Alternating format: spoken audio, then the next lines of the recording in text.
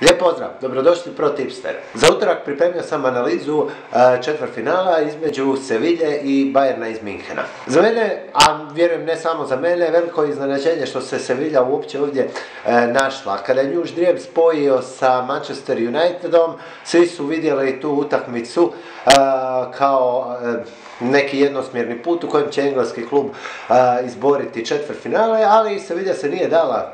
Odigrala je odlično na domaćem terenu gdje je nadigrala, United nije dobila, ali uzvratno na Old Traffordu je slavila i potpuno zasluženo se nalazi tu gdje je. Što se tiče Bayerna, Bayern u prošloj rundi nije imao velik i težak zadatak protiv Bešiktaša. Već u prvoj utakmici Bešiktaš je rano ostao bez igrača, završilo je to 5-0. Hej, uzvrat u Istanbulu bio je samo reda radi, tu je Bayern slavio sa 3-1, dakle prošao je sa ukupnih 8-1. Što se tiče današnje utakmice, trebam na početku reći da su za ovaj uskršnji vikend obje momčadi igrale derbije i što se im je dobro poslužilo za pripremu današnjeg susreta.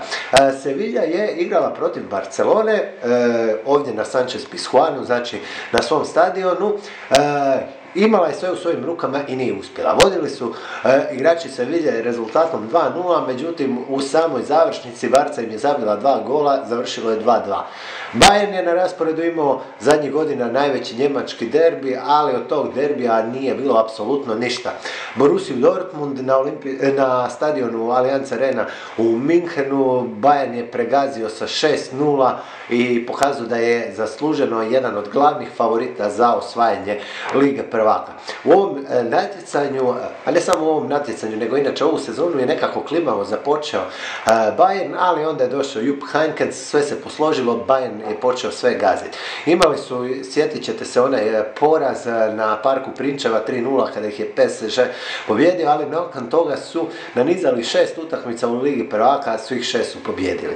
Sevilla jest odličan domaćin. U Ligi prvaka ove sezone oni su se ranije uključili u natjecanje već u kvalifikacijama gdje su igrali protiv Başak Šehira i protiv Leicestera. Oni su odigrali 6 domaćih utakmica do sada i bez poraza su, imaju 3 pobjede, 3 remija. Međutim, nisu imali ovako jakog protivnika kao što je Bayern.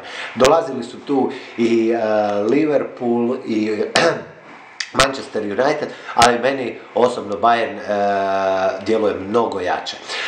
Dodatni problem za Sevilju biti će neigranje Evera Banege. Argentinski veznjak vjerojatno je najbolji njihov igrač i onako male šanse, ovo im ih još dodatno smanjuje. Pogotovo u toj prvoj utakmici, jako će im Banega nedostajati, on neće igrati zbog kartona.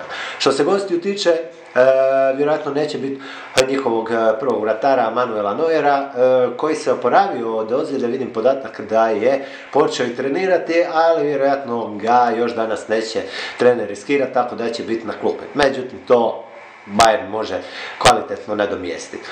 Za kladionice Bayern je favorit. Ja sam očekivao da će biti Bayern čak i veći favorit. Za pobjedu gostiju se može dobiti 1,65, a iskreno meni sve iznad 1,5 na pobjedu gostiju odgovara. Respektiram Sevilju, puno sam puta rekao da najviše volim španjolski nogomet od ovih liga, ali ja jednostavno ne vidim kako Sevilla nešto danas može napraviti, jer Bayern je stvarno moćan i po meni jedan od glavnih favorita za osvajanje Lige prvaka.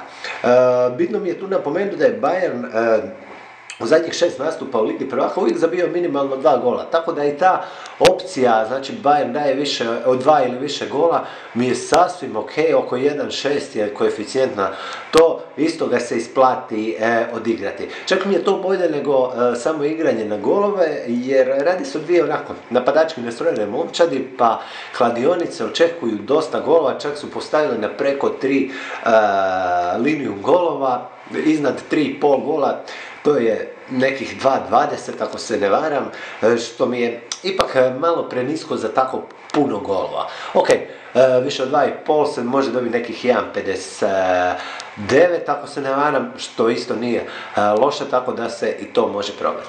Evo, toliko od mene za danas, nadam se da sam vam dao neku ideju za klađenje na ovu utakmicu, a ako vam se sviđa naš video, slobodno ga šerajte dalje i javite nam se u komentarima. Lijep pozdrav svima!